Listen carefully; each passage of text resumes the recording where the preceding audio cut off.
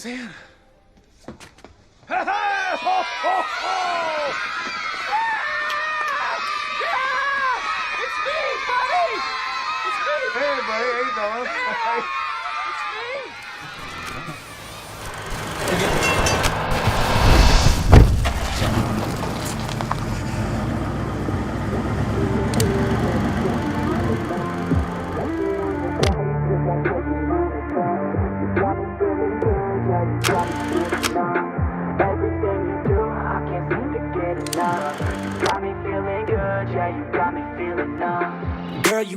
Hello and welcome back to Hindsight is 50/50. I'm the host J-Rod with my co-host the ORG old retired guy. Dad, how you doing? I'm good. You got me fired up, dude. I know, it's fun.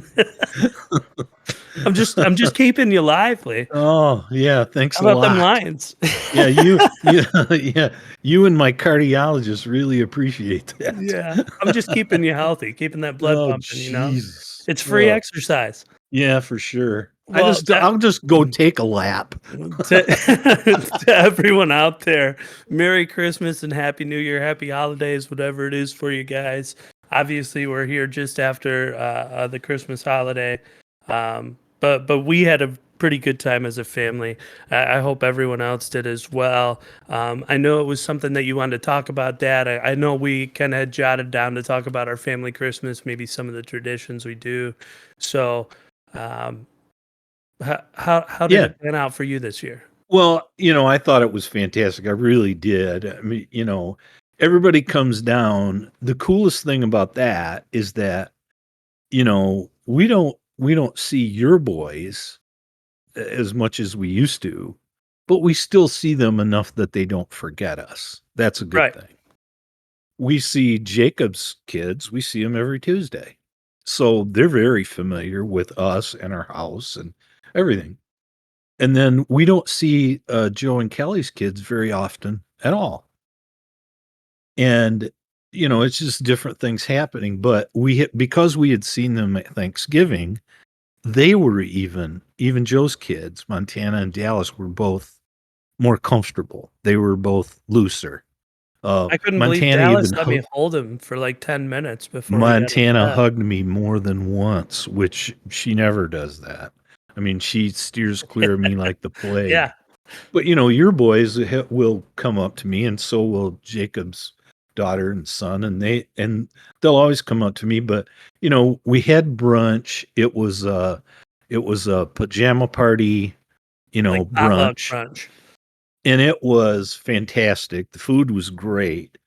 I don't know about you, but man, everything was good. And I mean, we had all these breakfast casseroles and bacon and lots of things that, again, my cardiologist would frown at, but they were still good. And then all kinds of sweets and fruit, and it was But just everybody fantastic. brings their own dish so that you're guaranteed to have something you like, which is nice. Yeah, and the coolest thing is that between your wife, Melissa, Jacob's wife Jennifer, and Joe's wife Kelly, it's like they had organized everything. So your mom, even though she organized the kitchen to get ready, your mom didn't have to cook anything. Everybody brought, and man, I thought we had a good feed. So that was fun. And then just watching the kids and seeing the kids, it's always fun to watch. I was curious about Jacob had mentioned yesterday on Christmas Day, he had put together this giant dollhouse. I mean, I saw a picture of it. That thing's pretty extreme. And he goes, and it was for his daughter, Juliana. And he said, that dollhouse has more screws in it than my house. No. And I remember those things at Christmas and doing those things. Now, did you have anything that was challenging to either put together or to get started or to, because Yes. I mean, I know you're a directions guy and I am too. They like print them for a screws, reason. Yeah, well, and I think as well as I do that some of it's instructions, some of it's common sense, and other is just having to do it. And we've both worked jobs in our lifetime, and I learned from you, you learned from Grandpa, kind of how to put shit together, or at least if you can take it apart, you can put it back together. So I think some of those skills might make those events a little bit easier for some of us than others. But when it comes to screws and things like that, I really don't even notice anymore. Like I probably put in 200 batteries and different things and all that shit. I don't even notice. But one of the challenges that I had was you see these a lot at daycares, and they're like a 1x6 block, and then there's like probably a 6x4 block, and they look like bricks. Okay, like the patterns on them bricks, but they are made out of cardboard, and they're just meant to build like castles or forts for little Yeah. kids. Yeah. They don't come like that. They all come inside of one box in like straight sheets that have been pre-cut. So you've got to fold them and assemble them all, and there's no tape, there's no screws. This is like origami with cardboard, and you got to make it stick together. And it's not just rectangles. It's like, well, there's a square in the middle, 2 rectangles on the end, and on the top and on the bottom, there's 2 trapezoids. And so you're folding it and trying to hold 6 pieces together while you push the 7th in so that it doesn't fall apart. It reminds me of one of those little puzzle balls where they fall into pieces, but if you assemble it just correctly, it'll stay into a perfect little circle. Yeah. That's exactly how this was. And I had to put together like 70 of them. Oh. And so I spent, I don't know, probably an hour or an hour and a half. And it was like, it was one of those things where I got done, and your hands are a little sore, but it's no big deal. But you get done, and I just look at Melissa, and I was like, you can't tell now, but this is going to sting like a bitch when I shower because I've got so many cardboard paper cuts. Big time. Like it was just, oh man. And I mean, it's the show Paw Patrol, the kids watch it. Yeah. Yeah. The city that they live in, you can build the whole city. That's how many blocks there are. And it was just like, oh my goodness. And I mean, it takes up, it takes up like a standard sized living room and width, or I guess in circumference, if you were to build like a big town square out of it. There's quite a, so that was challenging. Again, it was just that they kept wanting to fall apart, so you were holding so many pieces at one time trying to like fit the last one in. I kind of explained it to Melissa. I was like, I know it sounds simple, but it's just like when you're closing a cardboard box without tape. And so you have to like overlap the 4 outside sides. Yeah. It was, I mean, that's not what you were doing, but that would have been the easiest part of the folding. Like it was just a pain in the ass. But the kids love it. The dogs love to run through it and knock it over. So it was worth it. We had a pretty good Christmas. There were a couple toys that had to be assembled, but nothing big. Probably my favorite thing that I've noticed, which I don't remember there being that many of them when I was a kid, but they seem to be a big deal now, is that having like a power tool as part of a toy is a common thing, because now they have giant plastic screws for their toys, and you assemble the toy with your kid. So they're learning how to use a power tool and how to build something. But then when they're done, they have, a T-Rex or, I've done a raptor, a T-Rex, a Triceratops, and an airplane so far out of that. So it's been pretty cool. And JJ's really learning. So I do enjoy that. But that also makes assembly a lot easier. Well, I just sent you a text and a picture, and it was a friend of mine, and he sent this to me a while ago, but it kind of applies at Christmas, and it especially applies with IKEA. There's a picture of a giant pile of split wood like firewood, Yeah. and it says, "I just bought my new log cabin kit from Yes. IKEA," and that's about right. Yes. It is unbelievable how many parts some of these come in. Christmas was easy this year. JJ's birthday was a different story. We had presents that uh, I mean, I would have never imagined that it came in so many parts. I built him like a car playset that's got all the slides and all this stuff. There's been a million different toys that I've built for him, but I I shit you not, like I've built RC cars from scratch, Right. and I've put the entire thing, every shock, it's like every bearing. I've done the wheels myself. I've built the motor, all of it, and those didn't have as many parts as some of his toys. I mean, I'll open the box and I'll Crazy. go, Jesus, Melissa, what are we doing? And she's like, well, that's why I gave that one to you. It's And it's crazy. thanks. No, I haven't. I know you've seen that movie Christmas Vacation, right? Yes. I mean, I don't watch that movie over and over again, but it is amazing to me what a cult classic that movie is. And Cousin Eddie is frickin' hilarious. If people have seen that, they're gonna know Randy Quaid is Cousin Eddie, and We he just has watched that lines. yesterday. You what? We just watched it yesterday. Did you see? Did you see Jacob's kids' shirts? I did Did you? not. Okay. Well, Jennifer, his wife, got them these shirts for Christmas, and she got shirts for she and Jacob as well. But he sent me a picture yesterday, and Juliana is wearing a sweatshirt. Now she's a 3-year-old darling little girl, just beautiful girl, and it says her shirt says, "It's a beaut, Clark." And then I and then love that. and me too. And then Jackson, where Randy Quaid, you remember in the movie where they're staying in the motorhome and Randy Quaid is out dumping the sewage system into a catch basin? And he Yes. says to Clark I'm- Griswold, he goes, "Shitter's full."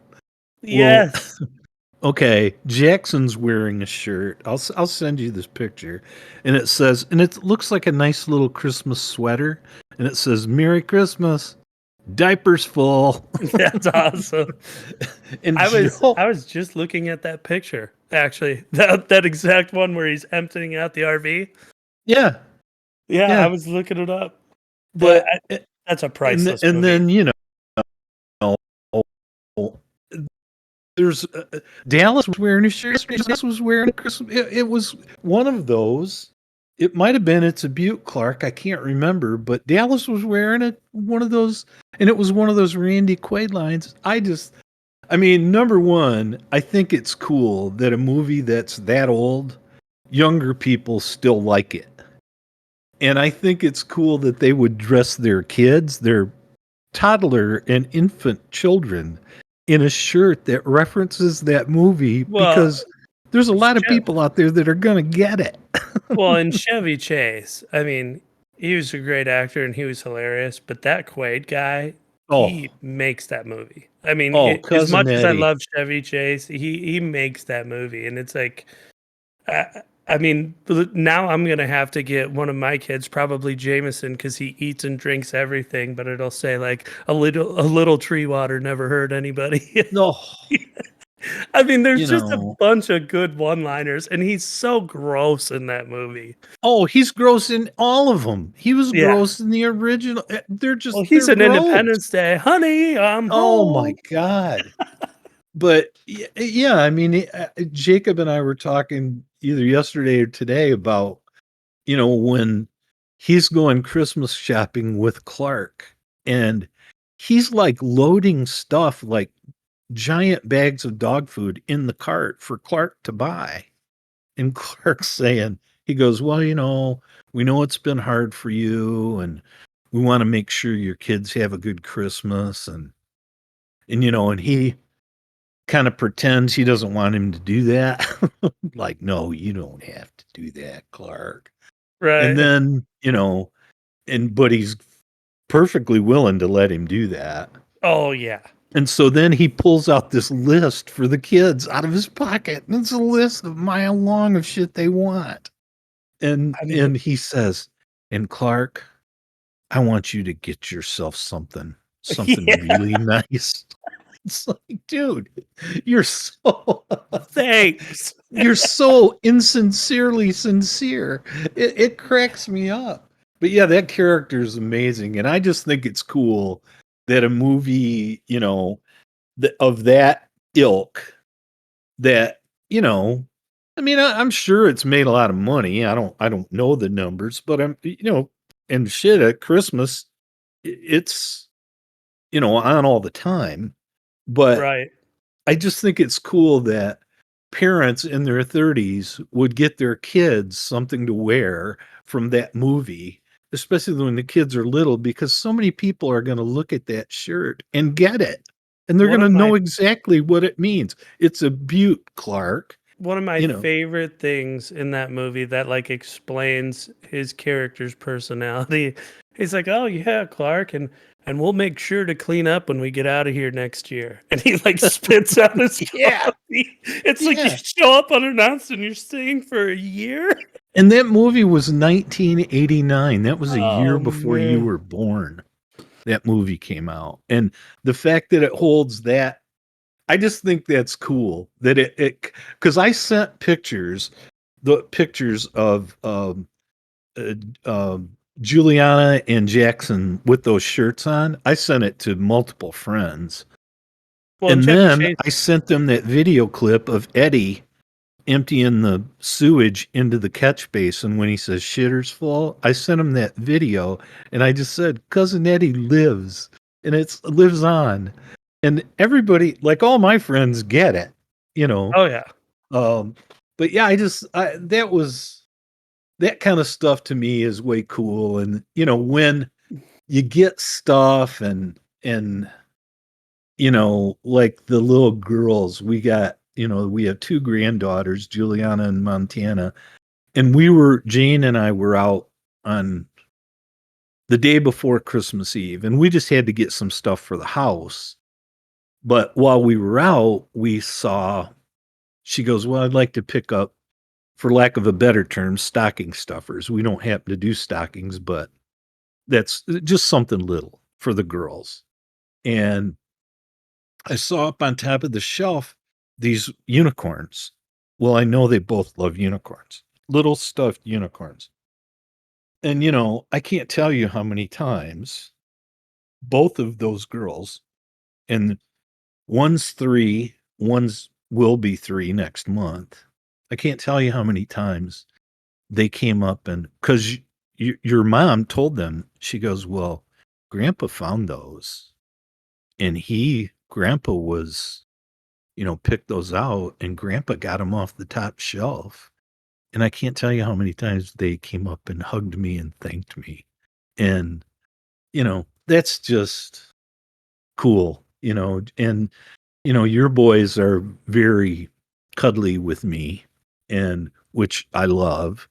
Um, and, it's an emotional time. And as you get older, I don't know. I don't know if it means more or you get softer or whatever it is, a combination of all those things.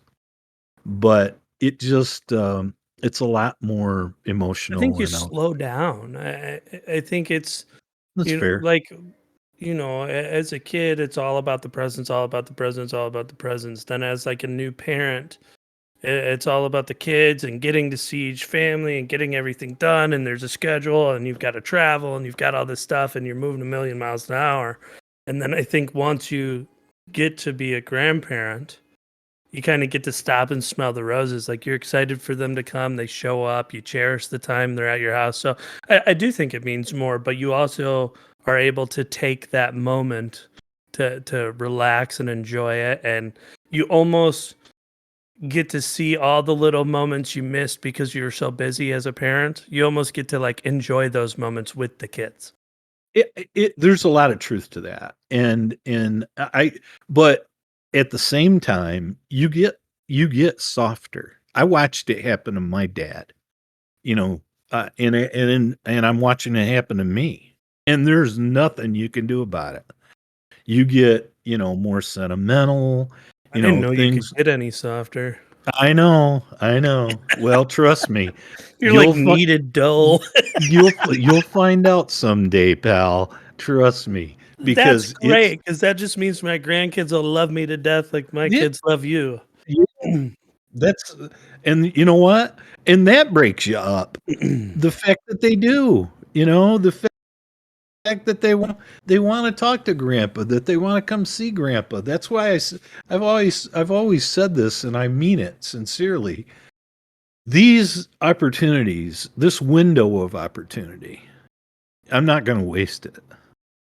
I'm going to, I'm going to be as good of a grandpa as I can be, and I'm going to make sure of it. And I'm going to have fun doing it because it is fun. Well, I think it And shows a lot.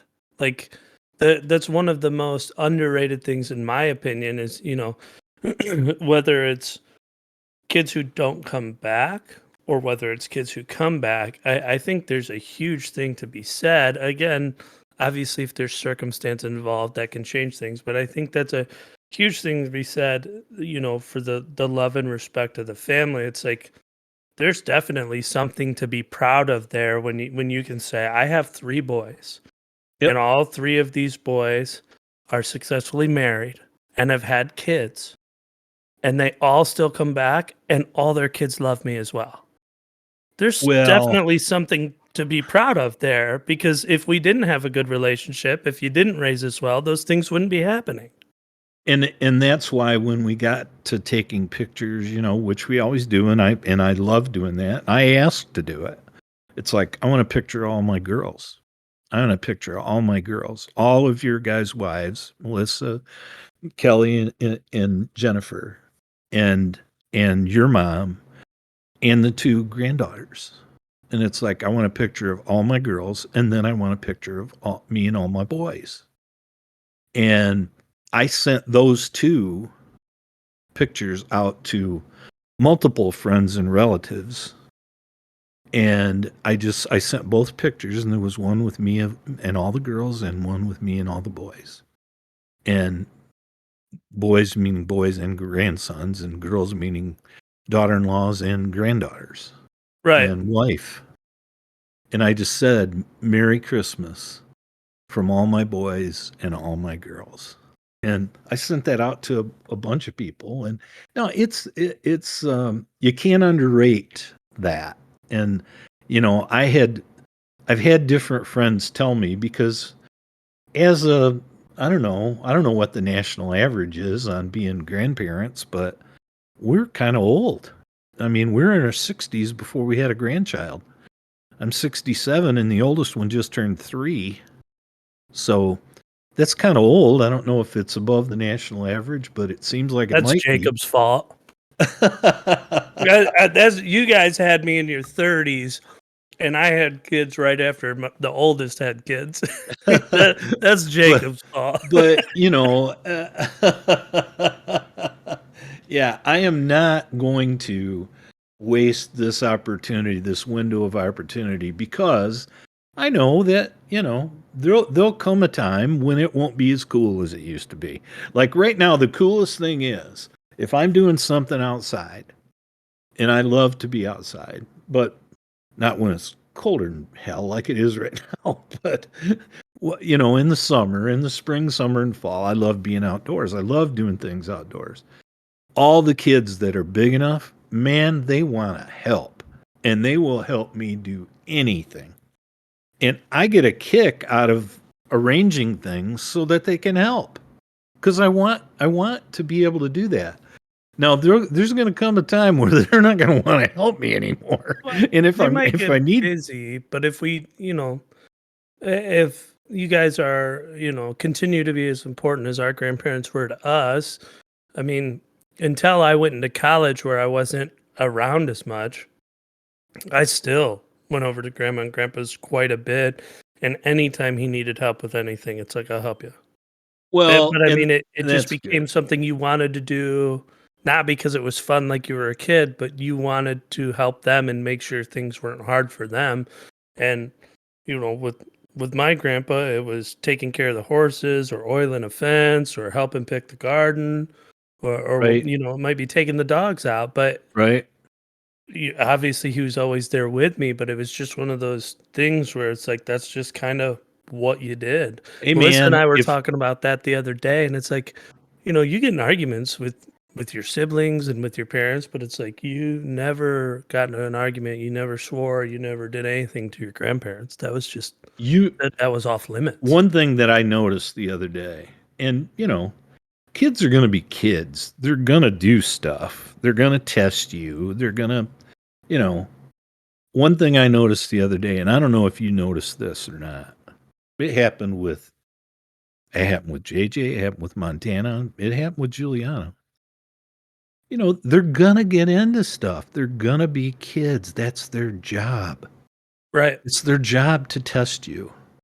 And my big thing is there's enough falling down without running. I just say Yeah. don't run. Because there'll be enough trip and falls, and because it's gonna happen. And I talked to I don't know, all three of the older grandchildren at least once about running, and all I did was talk, and they listened, and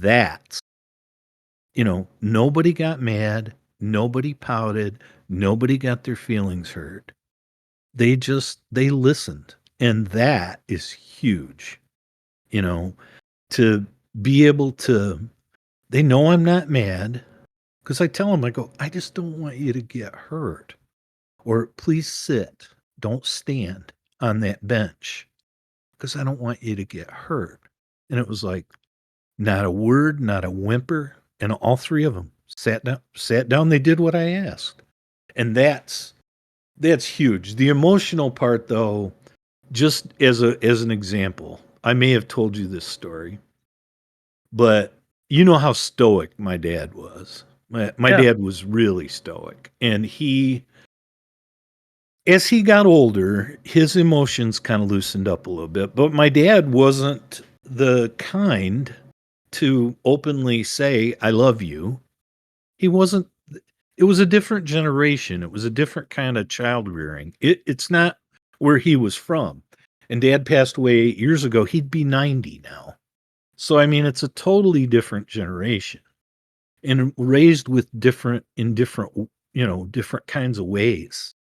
But they weren't real open about emotion. Now, as he got older, you could see that changing. And I'll never forget, I think it was Jacob's first football game in 7th grade. And Jacob was kicking off. And my dad was sitting next to me. And I mean, this emotion came over me, and I couldn't hardly say it. And I just looked at my dad and I said, did you think you'd see your grandson kicking off a football game? And I don't hear anything. And my dad's just sitting there biting his lip. He couldn't say anything. And it's just silly stuff like that that's real. I mean, it's genuine. There's love there. And Well, we say that to each other all the time because we love each other and we mean it. And I I'm proud of remember that. that from him though, even with goodbyes. Like like uh, I'm not saying he never like hugged us grandkids or anything like that, but when we were little kids and you said goodbye leaving grandma's house, it was kind of just like the one hand up wave as you go out the door, and it was like be Right. safe. And it's like by the time I was I don't know, a preteen, it was a small hug, and he'd do, like, a real quick kiss on the cheek, and I remember Yep. it because he shaved every day, and his face would Oh be like yeah. sandpaper, and it was just Yeah. like, "Oh my god, grandpa," like But it did. Even little subtle changes like that, you could see the softening happen, and I Oh think yeah, it's cool. I mean, it's a natural part of he life. was a Bluebeard. By 2 in the afternoon, it God, looked like that he thing needed a hurt, shave. man. Oh, But yeah, and yeah, and I saw that too. I got to where, when we moved away, and then once we moved back, and I was seeing him more often again, we moved back to the area. Um, I would like, because he'd be sitting down, and I'd get up to say goodbye, and I'd like get right on him and grab him and kiss him on the cheek, and man, would he blush. And but I saw that with him over the years. I see it in me. I mean, you get those little things, those "I love you, Grandpa" or "Thank you, Grandpa." You can't. Those are, there's no price on that. There's no. Those are real, genuine things that just they're heartwarming and they make you feel good. and there's But staple moments in life too, like when you start saying goodbye when you finally moved out of the house as a kid, like it means a little bit more, but you don't quite get it. And then it's like you get married or and have kids, and it's like the first kid that you have. It's like you can't understand what people are talking about with that emotional love until you have one. But I'm here to tell you, anybody who doesn't have kids, especially the men out there. I'm sure moms are the same, but definitely the men out there. It's like I look at this baby and it's like wow, and I'm holding it, but it's like this thing is still kind of gross. It shits. It throws up all this stuff. But the first time it looks you in the eyes and calls you dad, it's like that shit just sinks deep. yeah, that's pretty good stuff right there. That's pretty good stuff right there. And there's a lot of that. The wonderful thing about being a grandparent and is that you get to see all that. You get it's I compared it to like being a consultant. When I retired, then I was a consultant. you know, and I had all of the benefits without the accountability. And that's how it is having Well, the grandkids. the first time you get to like I just assumed this was a big moment, but it's like the first time they say like "Love you, Grandpa," but they haven't been like coaxed into saying it. They know Oh they're yeah. leaving and they give you a hug and they go, "I love you, Grandpa." It's like that was real, like it just that was a moment. Well, when I don't know how many times it happened the other day, but it happened with both of your boys. It happened with Jacob's daughter and Jacob's son. And it didn't happen with Montana, but again, I don't or Dallas, and Dallas is still young, but I don't see him as much. All of those four kids, all of the, yours and Jacob's kids, at different times as I'm sitting there and I could be talking to you or talking to Jacob or eating or doing something, they all came up and would get in my lap and just sit and just, kind of cuddle or just sit there. Even your youngest Jameson, he'd come walking over to me and smiling, and then he'd put his arms up and I'd help him get up. And that's pretty good stuff. I saw That's Jameson fall asleep on mom, Oh and yeah. he was like kind of doing the like half hug up on her chest. Oh yeah. And he fell asleep in it. I just had like flashbacks of like all the pictures I've seen where we were doing that with our grandparents. Yeah. And you again, you just I heard people tell me how great it was to have grandkids.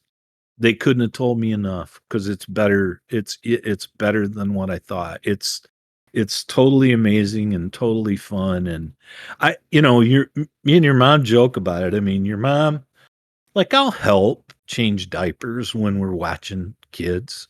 I'll help change diapers, but primarily your mom does it.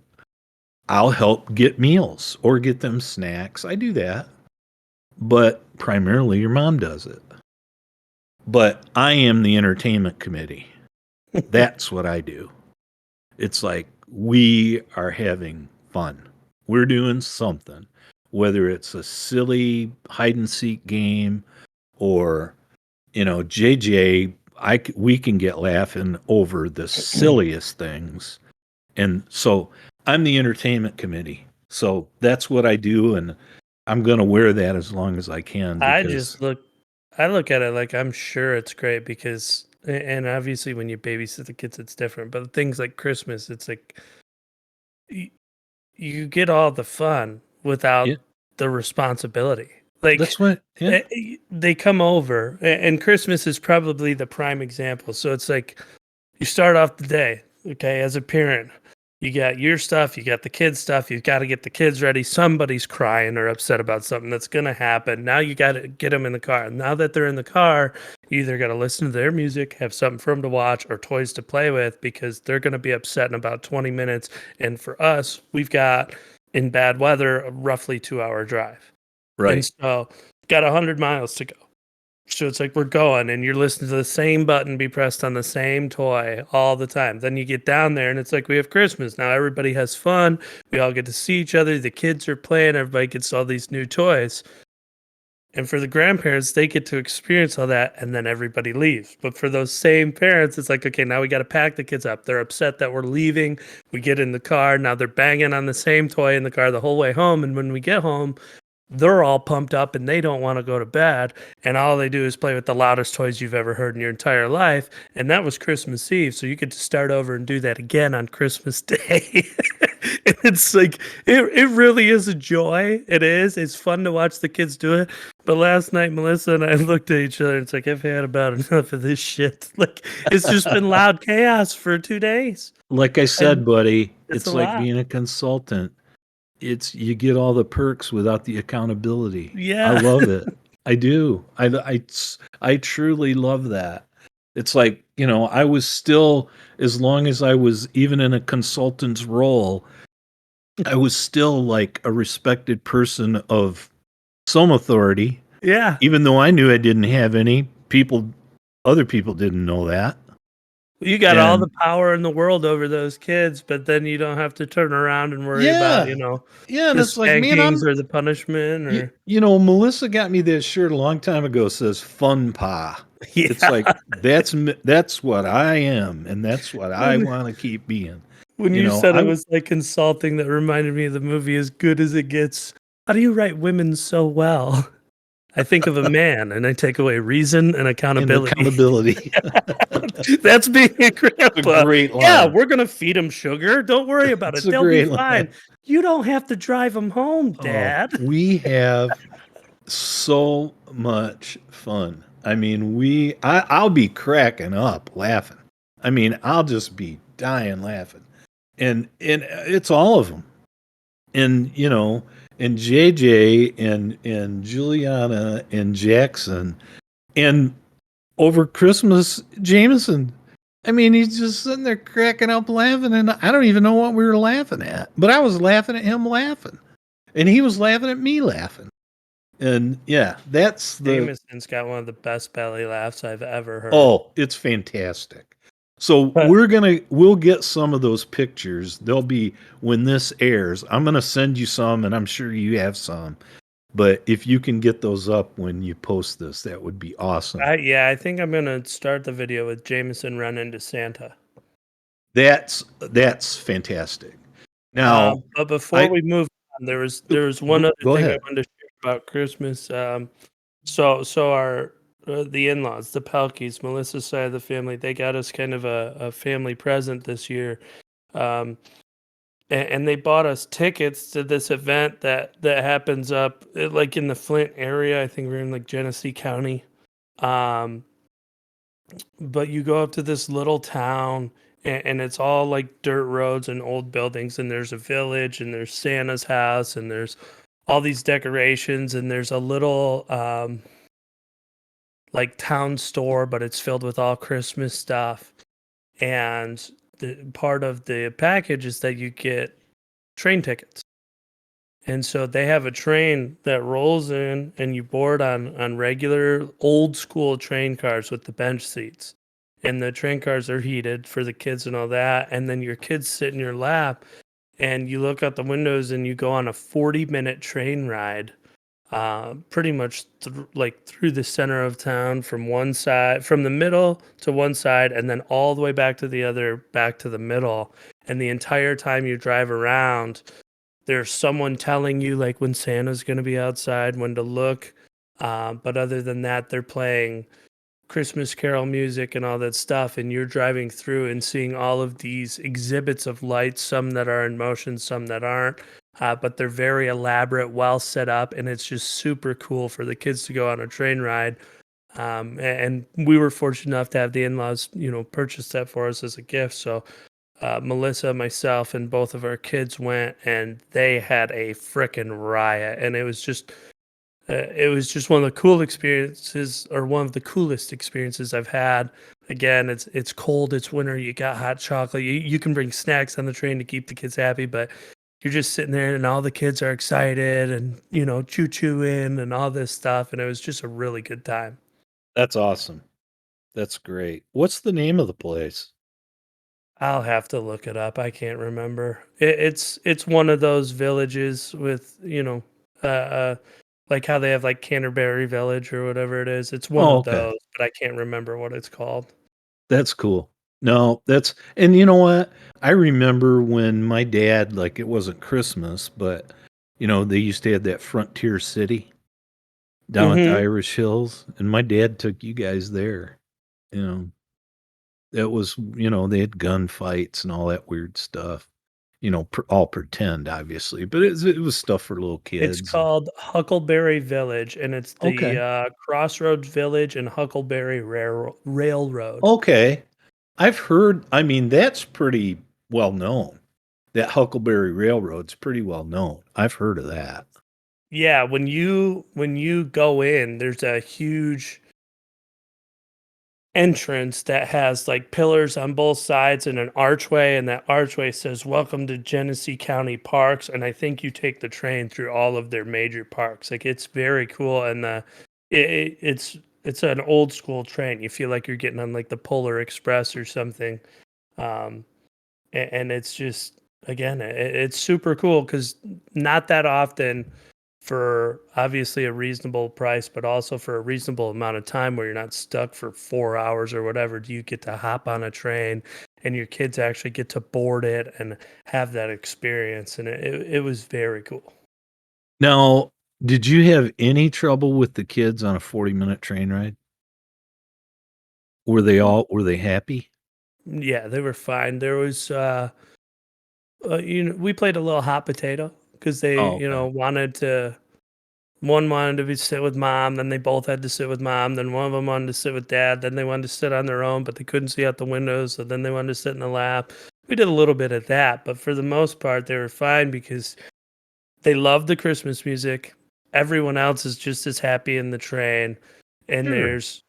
there's constant volume, whether it's someone talking over That's the cool. loudspeaker or whatever. But then it's not one of those rides, and I'm sure we've all been on like a kind of half-assed like hayride or something where you Right. see like one amusement and then you ride for 10 minutes in the middle of nothing till the next one. It's not like that. I mean, there are hundreds of these things and they're well spaced out, and the only time you're not seeing either an animation or whatever, um you're riding a train through the woods during Christmas and it's So, yeah. snowing, so it was great.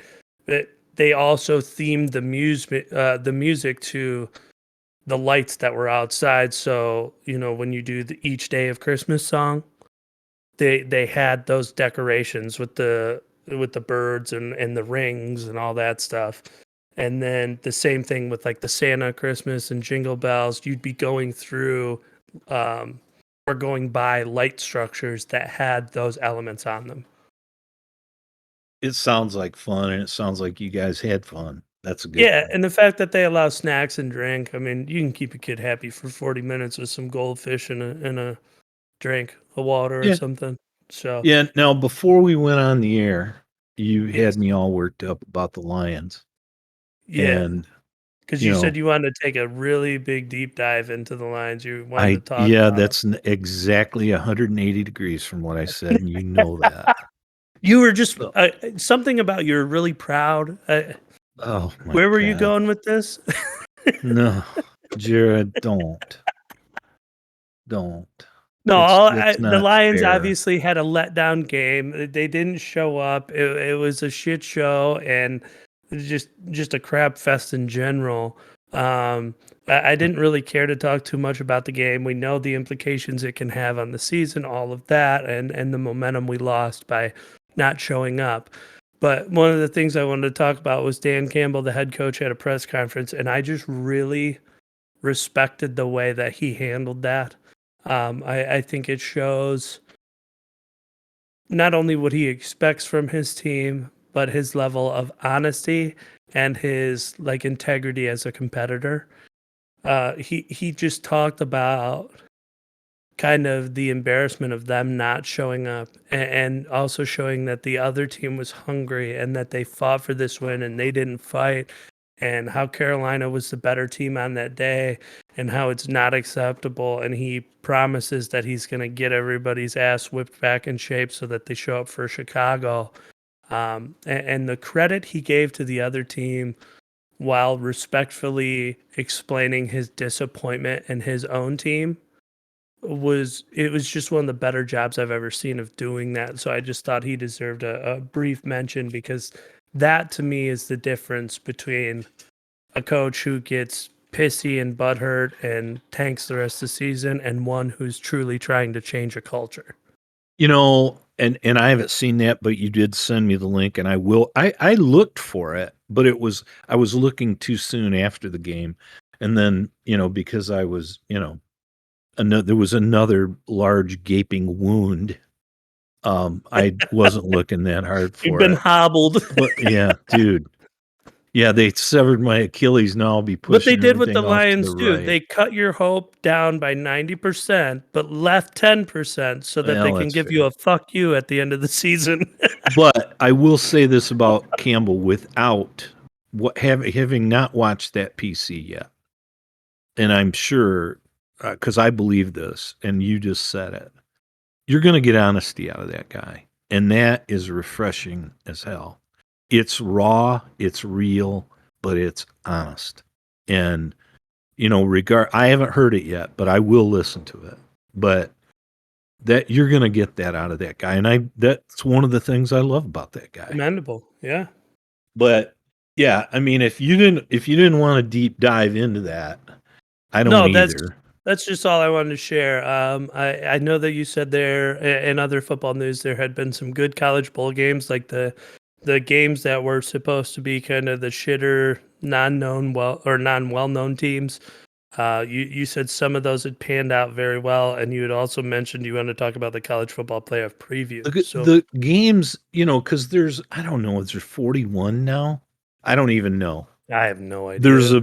It's a large number of bowl games, and they call it College Bowl Week. Well, it starts on December 16th. And pretty much every day, not every day, there's a bowl game on while we're talking right now. There is a game on between New Mexico State, I believe, and Bowling Green. But so many of those games, and when I was working, this would be basically a 2-week parlay. I mean, I'm just like in heaven because there's bowl games on all the time.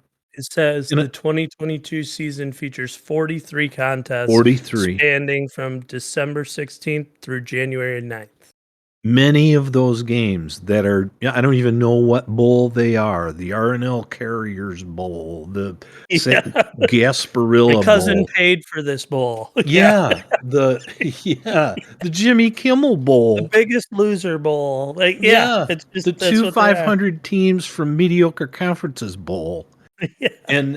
But many of those games, not all of them, but many of those games that have been played to date have been really good games.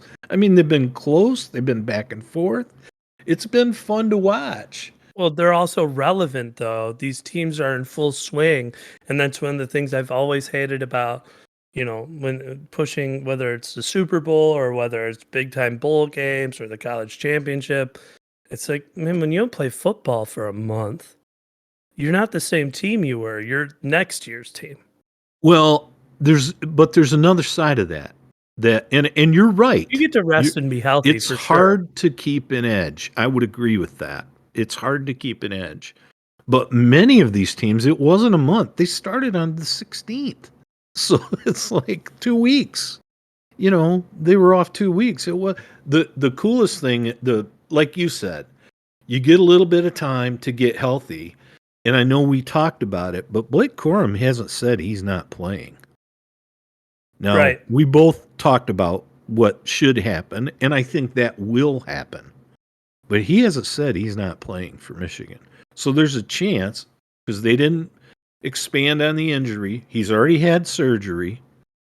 And like we said, I mean, I've had multiple knee surgeries. Some I walked out. I think he tore his meniscus. Could be. Because But that's one of the only knee injuries I know of that you can go run on, because they go, you can't do much more damage than you've done, and it takes surgery to fix, but you'd still be fine by the end of the season. So But I mean, the positive side is it's great for recruiting. It's great for recruiting. You know, to be in a bowl game is good. It's that many more practices. And guess what? Those freshmen or redshirt freshmen that have been on the cusp of making the not starting squad, but getting on the field, you get a chance to practice with them. And in the bowl game, you might see them on the field if they're right on the edge. and for Those some are kids, they good. still don't lose their year of eligibility either. That's right. They got 4 games. You got 4 games you can play in, and you're still a red shirt. You can still, it doesn't count as a year if you don't want it to. So those are positive things, but you're right. It's hard to keep an edge. Now, I was looking because on New Well, and I Year's just meant Eve, the bigger teams, like the big time games. Like these early ones, they only have a small break, but the Yeah. national championship contenders, they're taking Oh. close to a month off. you're right. You're right. You're right. Michigan played Ohio State Thanksgiving week, and then they played in the Big Ten championship game, and they won't play again until December 31. But those games coming up, I looked at, and I'm not a gambling guy, but I always look at the spreads because Vegas is pretty smart, man. There's so many times they call it, and they're wrong at times, but man, they're right a lot. They're right a lot. Now, I looked at the spreads of both the games coming up on New Year's Eve. Michigan, TCU. Michigan's an 8-point favorite. I could see Michigan winning that game by 8 points or more. I could see that game being. All I'm saying is about this. I think we need to put it out there. Is Michigan going to win, and is Michigan going to cover the 8? What say you, J. Rod? Oh, that's tough. That's tough. I'm gonna have to go with cover the 8. They're gonna cover, because there's part of me that says Michigan could not show up and lose this game. Because again, losing the momentum from the end of the season, all of that stuff. However, I think Michigan's closer to, in full swing, they're closer to a 21-point favorite over TCU. So I would say they'll win. I think they'll win by 10. I would agree that they'll cover the 8. That's my thought. I look at these teams, and I've seen TCU play. That quarterback's dangerous. He's gutsy. And we don't show up in the first half, and that's going to be huge. He's gutsy, and he's got one really good receiver and a decent running back. But on the flip side, they play right into what we do. They don't stop the run real well. And we can And I take mean, the ball away from them with we the run. could pound them into submission. So I think we will. I'm with you, but I will tell you that quarterback is good. He can run, and he's gutsy, and he can throw. And he's But I think not that's going to little. be the game plan, because their He's defense, not a little guy. their defense isn't think phenomenal, and their running back, in my opinion, is overhyped. But he could be. our offense, and he's good, but I just think he's overhyped because of who they play. But I think our it's the Big offense 12, man. knows It's the how home of Matador defense. Right. But we know our not just our defense, but our offense knows how explosive TCU's offense can be. So I think the game plan is we're going 3 downs every first down. We're going to keep running the ball. We're doing 4 to 6 minute possessions, and this guy's only going to get to touch the ball 12 times this game instead of 60. But you're right. We have to capitalize when we do that, not with 3. Right. We have to get 6. I'm with you. I think even more. Michigan has been there. They were there last year.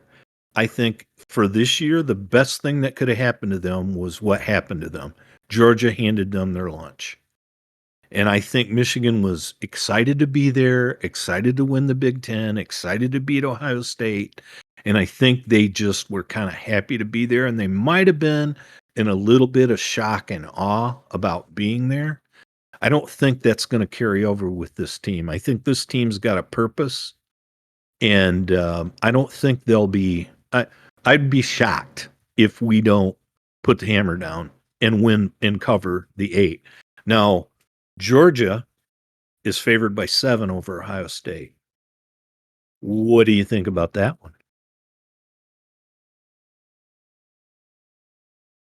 You know, that one's tough. My gut tells me Georgia throttles them. I mean, games probably within 14 points for the majority, but by the time the fourth quarter's over, you're like 24 points ahead if you're Georgia. That's what my gut tells me. They're so good, they're so dominant. But if there's anybody in the playoff that is lethal when they're firing on all cylinders, it's Ohio State, and they can just score. So if they can get you into a track meet, which Georgia does not want to do, if they can turn it into a track meet where it's scoring back and forth, in that scenario, Ohio State would be the favorite. But if Georgia dominates like they've been dominating, and even if it's a close game through 3 quarters, they control the ball.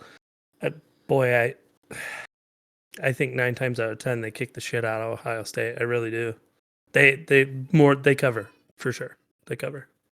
I don't disagree with you. I think this game, I everything you said, I agree with. I think Ohio State's going to be pissed. I think Ohio State wants to show they belong, but I think Ohio State did that against Michigan in the big, in their last regular season game, and they were playing like big boys for a little bit. Well, we didn't stop playing like big boys, and I don't Right. think Georgia's going to either.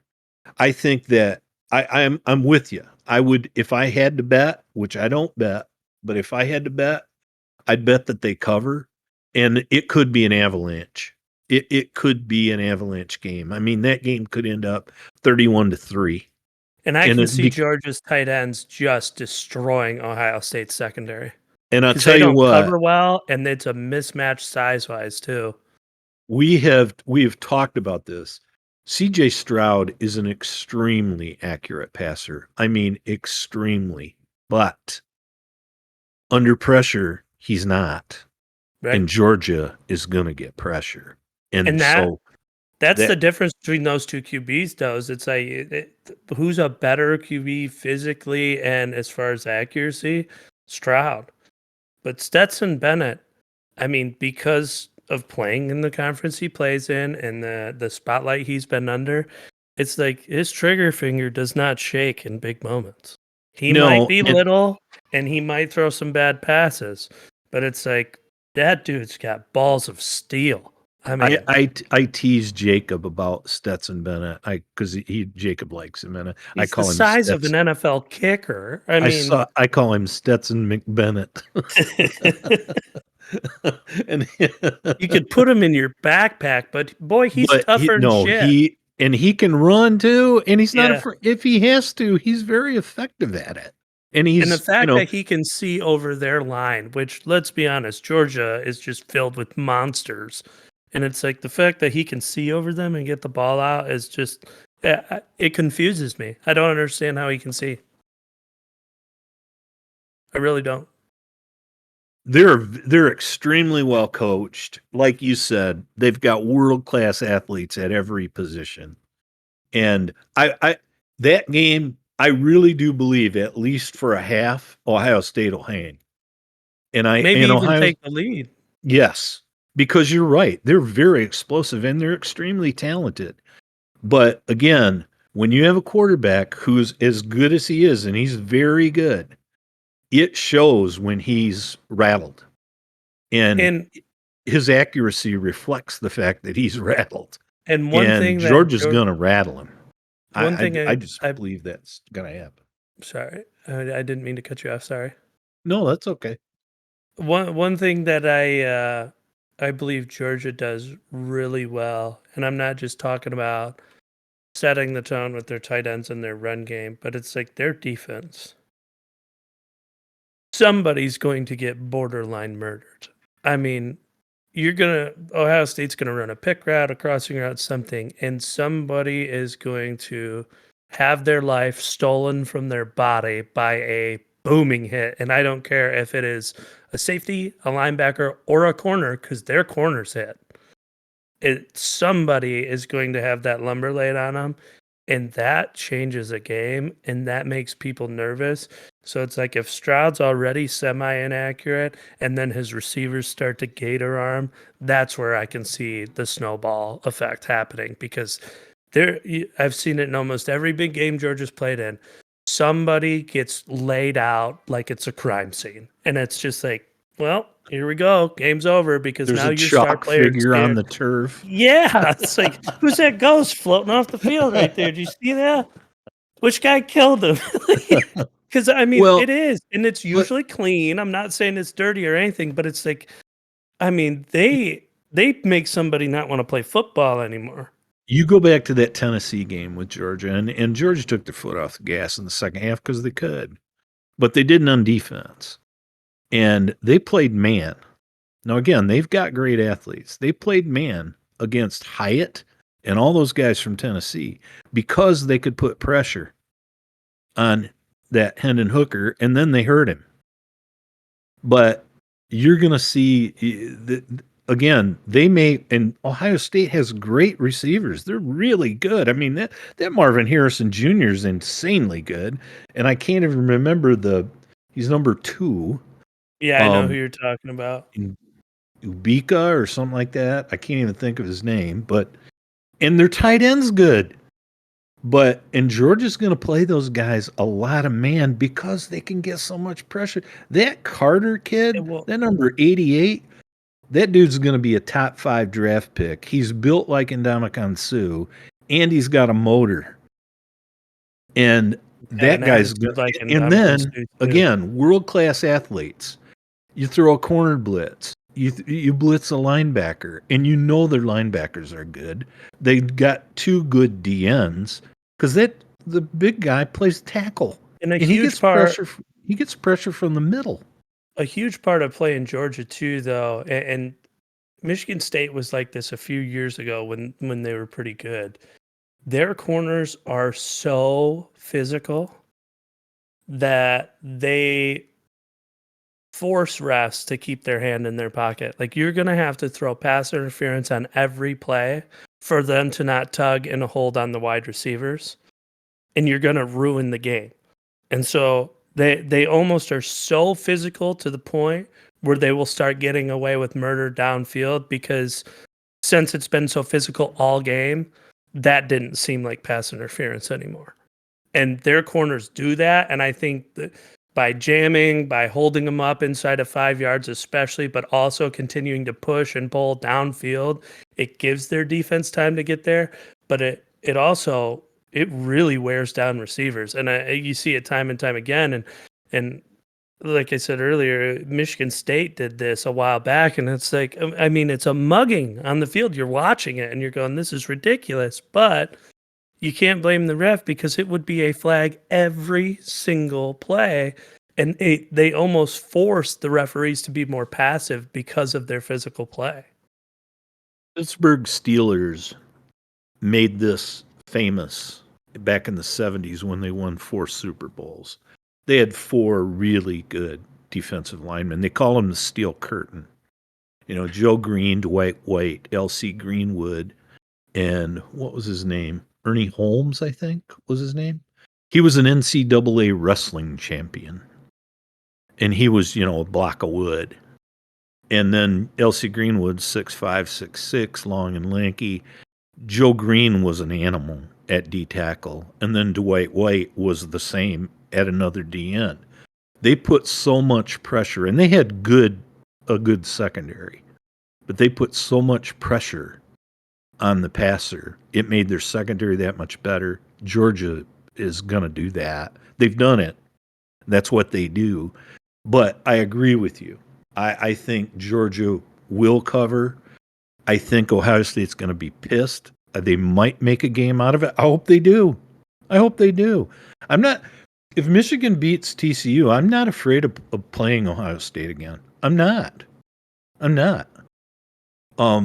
You know, everybody says, "Well, you don't want to do that. You don't want to." No, I don't care. I think that's the best case scenario. Well, I would much rather play Ohio State than Georgia, because Georgia plays our style of football. They use their tight ends and they're in power formation. And to be honest, at least in recent history, they're a lot better at playing bully football than we are. I think But so. Ohio State doesn't match up in bully football with us, and I think that showed by the time the fourth quarter came around earlier this season. It showed it was showing by the end of the second quarter, and it really started showing in the third. Yeah, but you're the right. points, I guess, showed. Yeah, you're right. No, you're right. But I've watched that game, that Ohio State Michigan game this year's several times in the Big Ten football in 60. Michigan was starting to control that line of scrimmage in the second quarter. I noticed it too as I went through. I've watched highlights and all that over the past month or so. But when I went through it, and I'm curious to see if you had the same feeling. When Ohio State jumps up 7-0 live, and even I can't even help the feeling sometimes when I watch the replay, you go, oh shit, because we know they can explode, and they've done it before, and then it turns into a rout. The second we got points on the board, I didn't have a nervous moment the rest of the game. It's like, no, we just said we're going to play our style, and you're not going to dictate the pace. And it was like a wrestler. You see, it's like they grab an ankle and they work up to the knee and they work up to the weight, and you just can't get out of their grasp until it's over. That's kind of what it was. You were just watching Michigan kind of go to work, and they're like, nope, we're slow and steady, and you just never could get away. And then they closed the door. And when I watched it over again, I kind of got an embrace of that feeling again. And it's like, it was one of the first times I've watched the Michigan-Ohio State game, and we were actually down at that point. And I wasn't sitting there like nervous or like, oh boy, we better do something, guys. It was just kind of like, we're just going to keep doing our thing and we're going to win this game. It was like your friend Bill Cloak when he wrestled in high school. He'd get bloody noses. He'd be down 5-1 in points. They'd have to stop because he'd get a bloody nose. But it's like, with 30 seconds left in the final period, he'd pin the guy because he just kept, he'd take you down once and he'd have your ankle. Then the next time he'd have you by both knees. And then all of a sudden, man, he's got you on your back. But I know what you're saying, and that's fair. That's a good point. Hey, we had mentioned, so if you're okay with moving on to a different subject, you good? Absolutely. We had talked about Dances with Wolves, the 1990 film with Kevin Costner, and I don't want to spend a ton of time on this, but just a couple things about that movie. If you haven't seen it, it's one of my all-time favorites. It is really long. And Kevin Costner made some other movies that were really long, like The Postman and Waterworld, that I didn't like. You didn't like Waterworld? No. But Dances with Wolves, I did like. And I saw that in a theater. We were still living north of Grand Rapids. My office was in Grand Rapids, but I was having to do a bunch of work down here, like in the Jackson, Ann Arbor area, 2 hours, 2.5 hours away from home. And so I would make an appointment to see somebody. And then if it got canceled and I had another, like if I had an appointment at noon, I'm supposed to have lunch. And then I got another appointment down here at 4. All of a sudden, I mean, I get my lunch canceled when I'm almost here. What am I going to do until 4 o'clock? Because I don't want it to be a total waste day. So I went and saw Dances with Wolves by myself at a theater just to kill the time. And I knew it was a long movie, and I wanted to see it, and it had been in the theaters for a long time, and it obviously was getting great reviews and all that. But the weirdest thing happened. I go in this theater for this, 12:30 show or whatever, and it's like the movie doesn't start. And all of a sudden, like the guy who ran the theater comes walking down through the crowd, and he gets to the front down by the stage and the screen, and he goes, "We're having some technical difficulties. We think it'll be about 10 minutes. Please bear with us, but the movie should start in 10 minutes if you need to go to the bathroom or get something from concessions." And I think they even said, and anybody can get a free soft drink, because there wasn't that many people there at the 12:30 show. I have never had that happen at a theater before, where they had a glitch like that and openly admitted it and then gave you a pop. But I watched that movie and I sat there, and even though it was like 3 hours long, I didn't care if it kept going. I mean, it had my attention. Obviously, there's a lot of Native American stuff in there. There's friendships between he and Native Americans, like the Lakota Sioux, that, and they didn't even speak the same language. He was fortunate that he basically had an interpreter.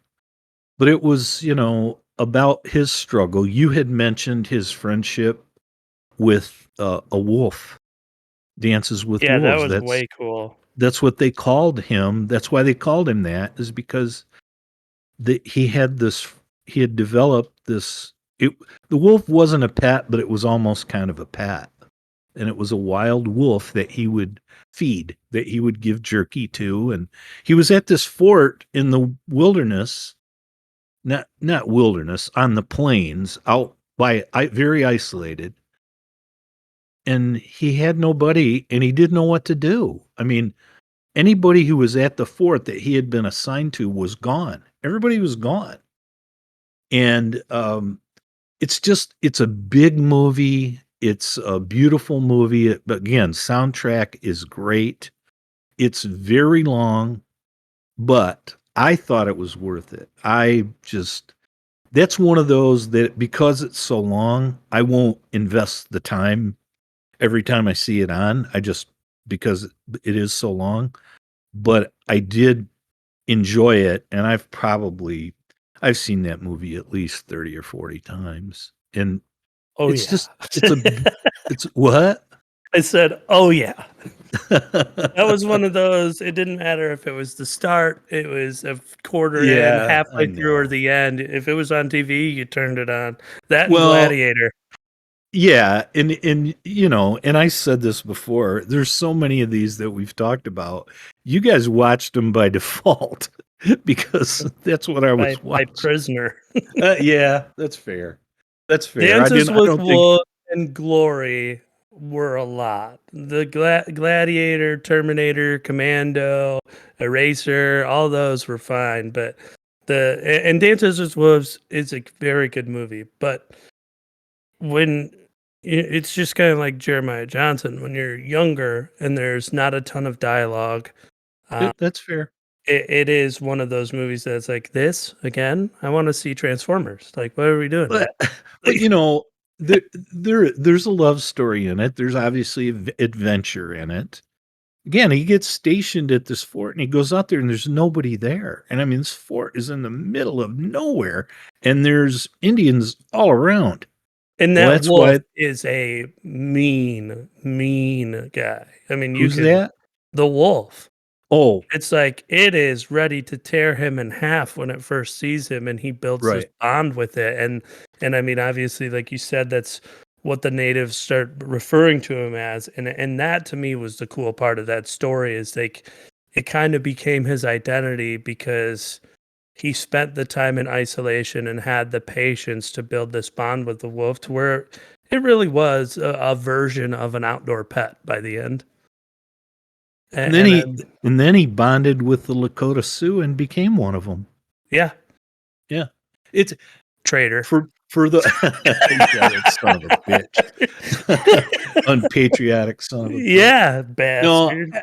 Go it, live it by yourself in solitude, damn it. it's I like big movies. It's a big movie. I love the planes. And the music is great. I like riding motorcycle through the plains. That's, it's a wonderful place. There's buffalo, there's, but yeah, it's long, but there's a love story. There's his, fight with, what to do when he goes out there and he gets assigned out there.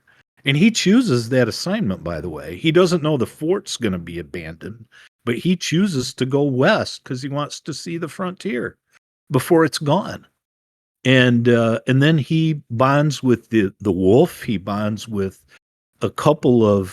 he bonds with the Lakota Sioux tribe in general.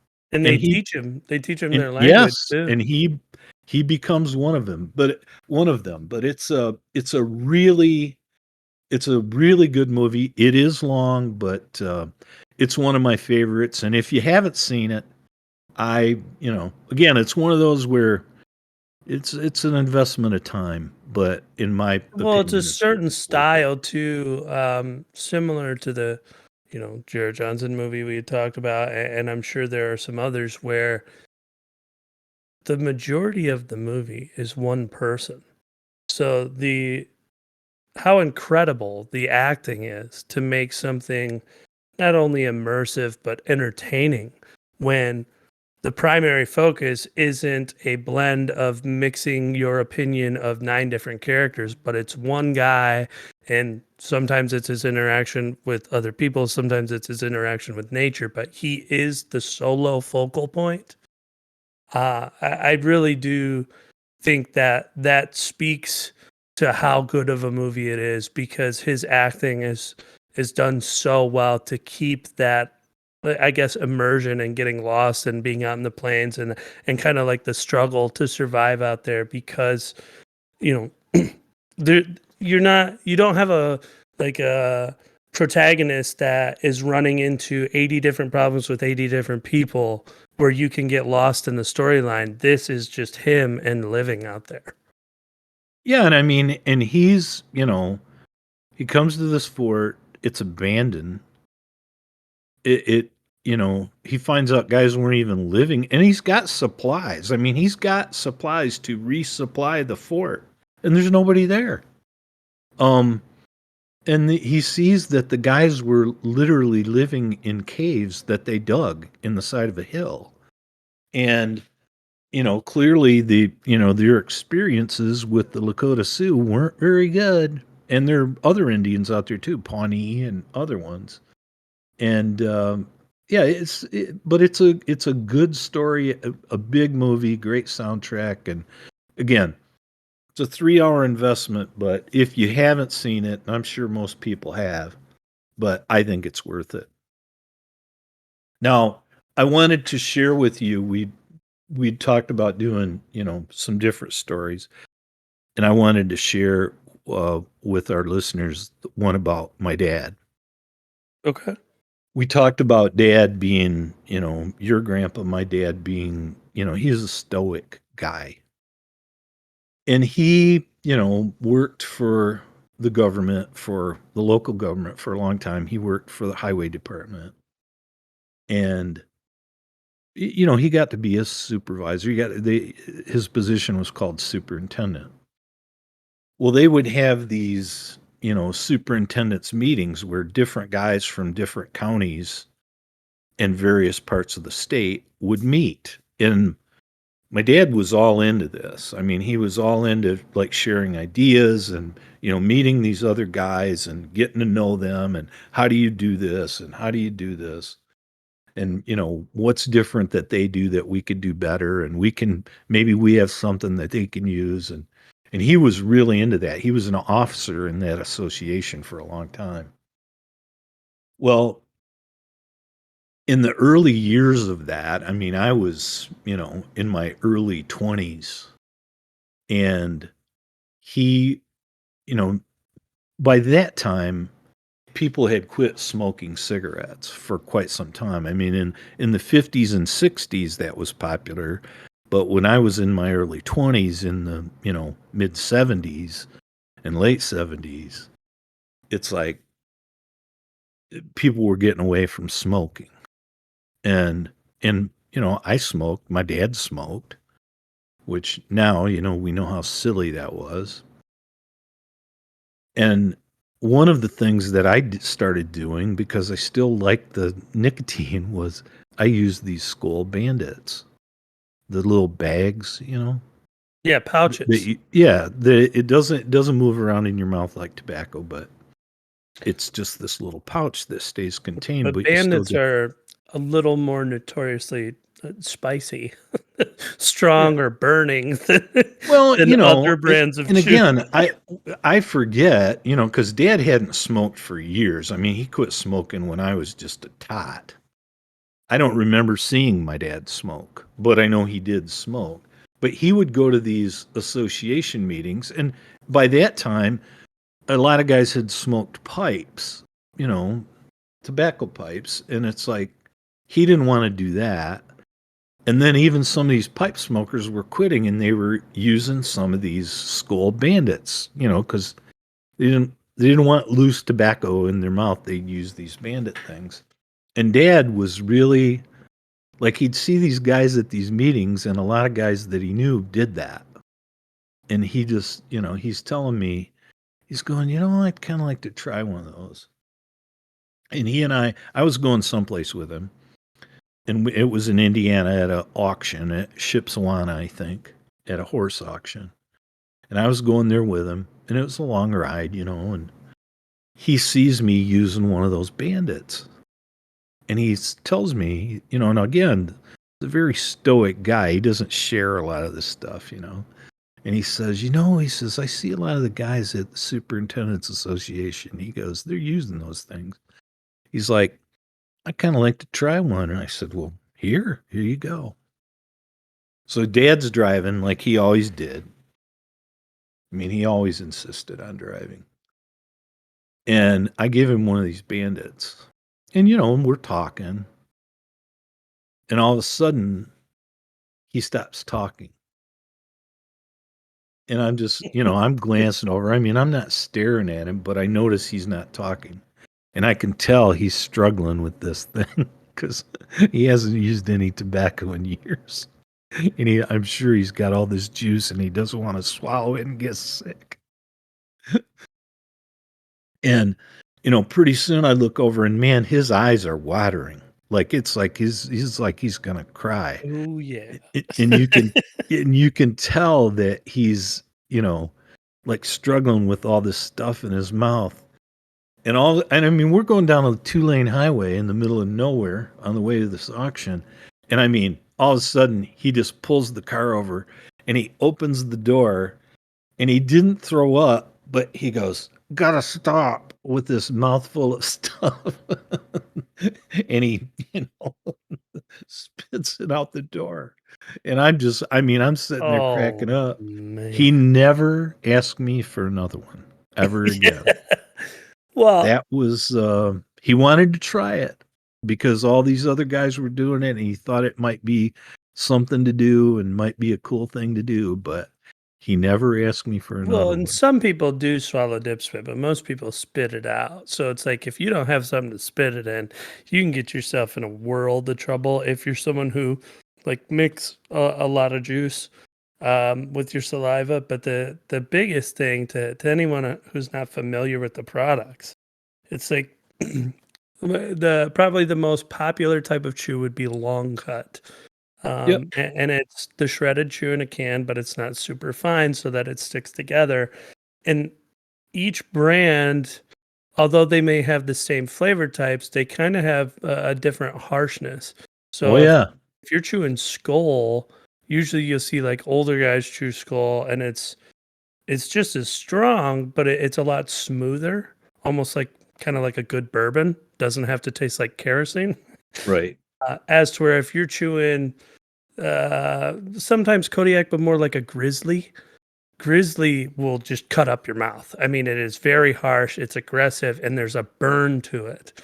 Well, Skull is notoriously smooth, but Skull Bandits, although they're in a pouch, they burn your mouth. It's not quite like icy hot, but they give you a pretty good sting. And if you're someone that is not accustomed to it, it's like that burning will get intense enough to where there are tears coming down your face. I Well, mean, you that is remember Klesson? yes. He chewed Copenhagen. Now, man, that stuff will bite you. Yeah, I used to That love stuff Copenhagen. is serious. Because I mean, I've chewed Skull for years, long cut. But that Copenhagen still, if I did that today, it would burn me. I used to chew that with I think it was called Black Label, and it was Copenhagen bourbon flavor. Oh, okay. Okay. Klesson did the Cope Red. I remember. And he quit doing it after a while. That's not what killed him. But yeah, That's Dad just too funny though. Dad didn't want another Bandit. He never asked again. Well, and he's not going to say anything. I mean, that's the No. best part. Is like he's too proud to say anything. Oh, So yeah. it's like he'll pull over even if his mouth's on fire. Like, Yes. He goes, had to stop. That's all he said. And I mean, I was cracking up laughing because I mean, there were tears in his eyes. But it's like it's got nothing to do with manhood or anything. It's like he wasn't used to it. But someone who doesn't do that in any Yeah. scenario is going to feel that embarrassment. Like Yeah. that's not like an emasculation, but like an embarrassment where it's like you don't like. I don't want you to think he I'm didn't a want to pussy. tap Like, out. Yeah, But he tapped out. but he tapped out the strongest way he knew how. Oh Like, yeah, yeah. No, it There's didn't make me think any less of him. It made me think more of him, actually. But yeah, it was just comical. well, yeah, because a lot of people would have held it there till they threw up. Well, yeah, and he wasn't going to That's- do that. He But, wasn't going to do that. well, I won't share it this time, but next time I have a funny tobacco story with Joe and I when we were younger, and forewarning for everybody, it's pretty gross, but it is hilarious. So I will definitely have to share that one next time. We're coming up, I think, on about an hour and a half here. I'm pretty good to go. What about you? Is there anything else you want to talk about before we head out? I'm good, buddy. Let's think of another movie. If you want to talk about another movie next week, the semifinals of the college football playoff will have been played, and Dan Campbell will have had another press conference. Yeah, we'll get to see how that goes. All right. Well, for all of our listeners out there, we appreciate you sticking with us. If you like our content, please subscribe, share it with anyone who you feel that would be interested. Please smash that like button. Every like, every subscribe really helps us. It's completely free, but it helps us get noticed. It helps us pop up on other people's recommended feed. And this is something we'd love to continue to do and we'd like to grow. But on that note, be safe, be smart, make good choices, and peace out. Love you, Dad. Love you too. I'll get some pictures to you, and maybe by the time, maybe you can incorporate some of the Christmas photos into this posting. But Sounds good. all right, buddy. Love you. Love you too. Bye-bye.